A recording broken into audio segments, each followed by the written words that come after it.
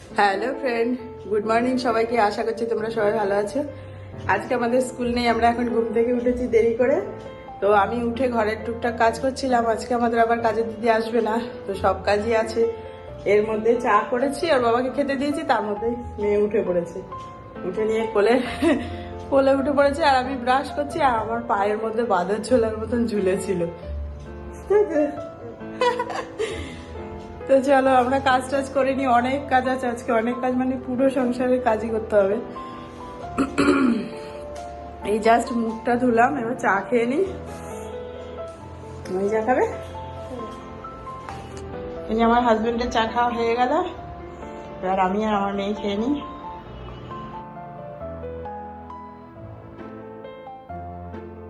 তো আমি চা খেতে বসেছি, মেয়ে কান্নাকাটি করছিল প্রথমে। তো ওর বাবা কালকে ক্যান্ডি এনেছিল, সেই ক্যান্ডির এই চোখগুলো ছিল, তো ওইগুলো দিয়ে ওকে একটু সান্ত্বনা দেওয়া হলো যে আবার আজকে এনে দেওয়া হবে স্কুলে গেলে। কিন্তু ও কিছুতেই শুনছে না, কান্নাকাটি করেই যাচ্ছিল। তো তারপর এগুলো নিয়ে খেলা করছে।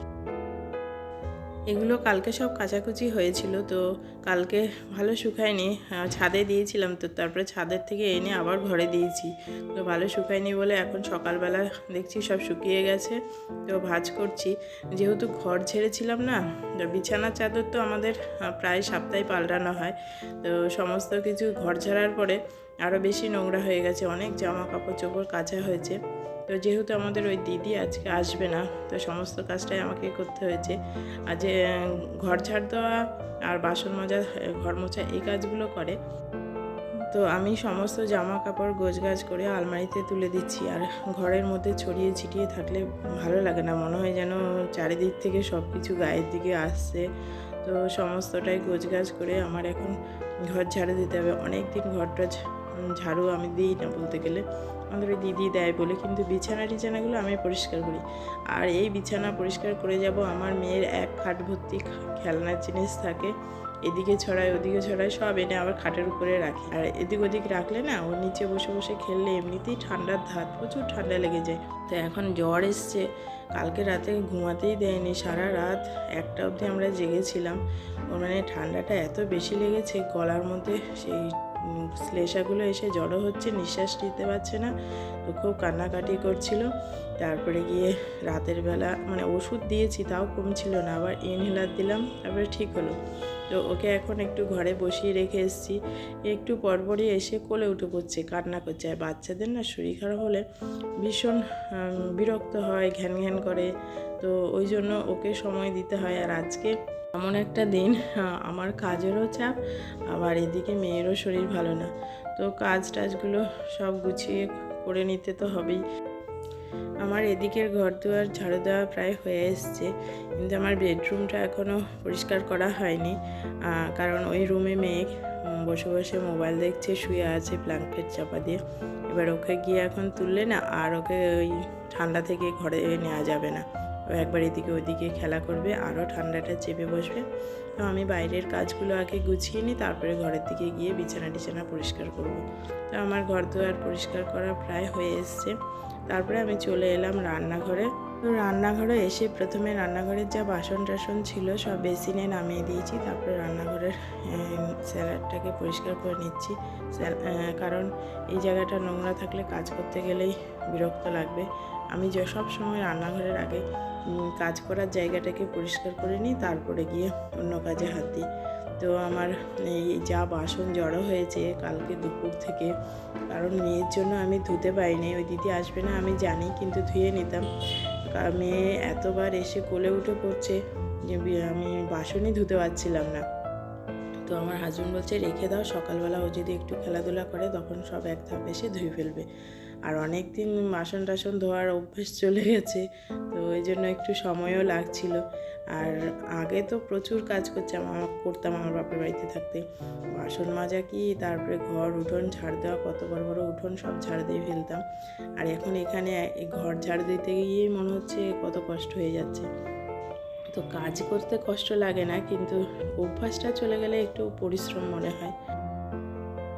অনেকে ভাবে শহরের বাড়িতে কি কাজ থাকে, কিন্তু আমাদের যা কাজ থাকে গ্রামের লোকের বাড়িতে থাকলেও সেগুলো তারা করে না।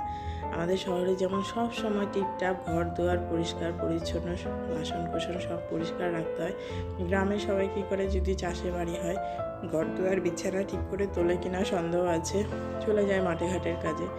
আর আমাদের যারা এখনকার অনেকেই হয়েছে যে ঘর দুয়ার পরিষ্কার করে, আগেকার বেশিরভাগ বাড়িতেই দেখতাম বিছানা পর্যন্ত তুলতো না ঠিক করে। আমি তো গ্রামে মানুষ হয়েছি, আমি জানি। আর এখন অনেকটাই পাল্টে গেছে, এখন সব মেয়েরা বোঝে জানে, সব টিপটাপ করে পরিষ্কার পরিচ্ছন্ন করে রাখে।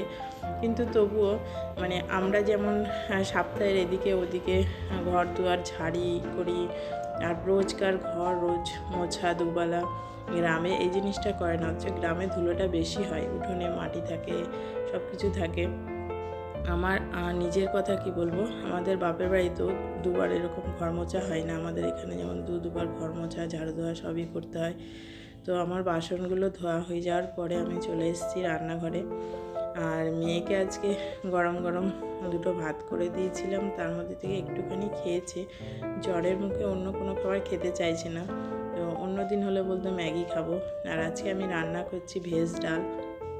তো আমার ডালটা সেদ্ধ বসিয়ে দিচ্ছি। আমি ডাল রান্না করছি কেননা আমার মেয়ে যদি একটুখানিও খায় তাতেও লাভ, ও একদমই খাবার খাচ্ছে না। তো ডাল করব আর একটা বাটা করব। অনেক ধনেপাতা নিয়ে এসেছিলো, সিম নিয়ে এসছে।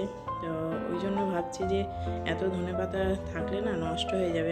আমি এটাকে সিম, ধনেপাতা, কাঁচা লঙ্কা টঙ্কা দিয়ে সেদ্ধ করে নিয়েছি। অনেক দিন পর বাড়িতে ডাল রান্না করছি, খুব কমই হয় ডাল রান্না।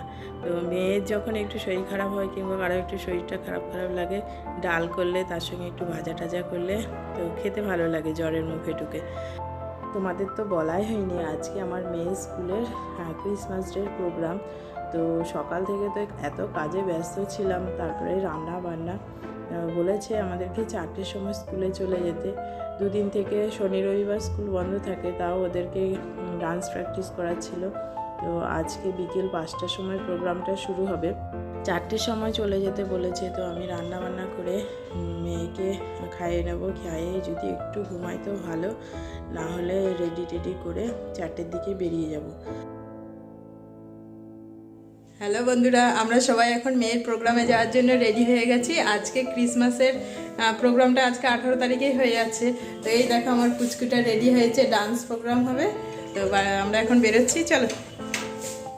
দুপুরে খাওয়া দাওয়া শেষ করে মেয়েকে নিয়ে যখন বিছানায় গেছি, দেখি মেয়ের আবার জ্বর এসছে। তো আমার টেনশন হচ্ছিল যে স্কুলে নিয়ে যেতে পারবো।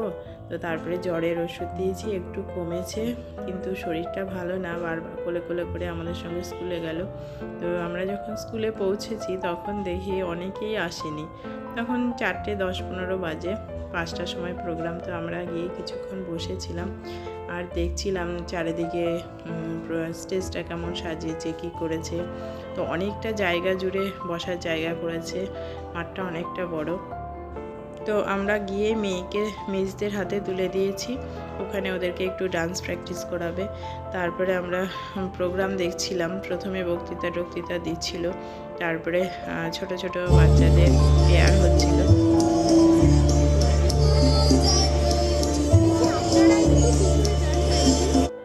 আমার টেনশনও হচ্ছিল, আবার আনন্দও হচ্ছিল যে আমার মেয়ে প্রথমবার স্কুলের প্রোগ্রামে ডান্স করবে, এত ছোট বয়সে স্টেজে উঠে ডান্স করবে, এটাই ভাবতে আমার মানে গা কাটা দিচ্ছিল। যিশুর কাছে এসো। How to win 5 centuries. Follow each other. Perfect. তো তারপরে একে একে সমস্ত প্রোগ্রামগুলো শুরু হয়েছে, কিন্তু আমার ভীষণ টেনশন হচ্ছে যে কখন আসবে আমার মেয়ে, কখন দেখব, যে কখন আমাদের হাতে মিস তুলে দেবে। আর আমার শুধু বারবার মনে হচ্ছে জ্বর আসেনি, তোর বাবাকে জিজ্ঞাসা করছি আগে ছোটদের প্রোগ্রামটা দিতে পারতো, তাহলে বেশ ভালো হতো। তারপরে দেখছি নার্সারি সেকশনের ওইগুলো এসছে, ওদের ডান্স প্রোগ্রাম হচ্ছে। তো ওটাতে মনে হলো এবার আমার মেয়ে আসবে। তারপরে নার্সারি বি এলো, ওদের প্রোগ্রাম শুরু হয়েছে। তো প্রোগ্রামটা খুব সুন্দর হচ্ছে।